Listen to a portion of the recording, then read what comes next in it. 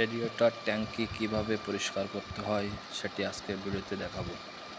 অবশ্যই ভিডিওটি শেষ পর্যন্ত দেখবেন, তাহলে আপনি আপনার নিজের গাড়ির রেডিয়েটর ট্যাঙ্কি নিজেই পরিষ্কার করতে পারবেন। প্রথমত আমরা হুইল পাউডার বা সাবান দিয়ে নিচ্ছি। আমরা ব্যবহার করতেছি হুইল পাউডার।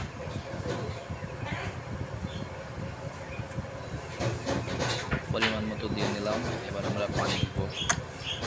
পানি দেওয়ার পরে আমরা রেডিয়েটরটা বন্ধ করে দিব।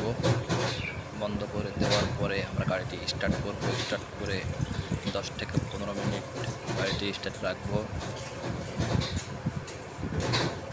15 মিনিট চলার পরে যখন দেখবো যে আমাদের থার্মোস্ট্যাটটা খুলে গেছে, তখন আমরা গাড়িটি স্টার্ট অফ করে দেব।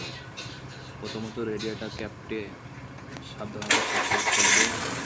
খোলার পরে রেডিয়েটর নিচের ট্যাঙ্কে যে হোস পাইপটি আছে এটা আমরা খুলে দিব।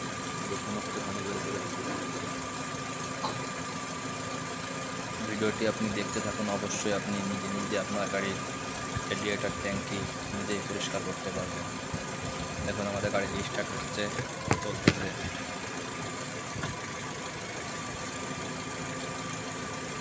আমাদের এটা মূলত অয়েল কুলার লিক হয়ে ভিতরে ইঞ্জিন অয়েল ঢুকে গেছে।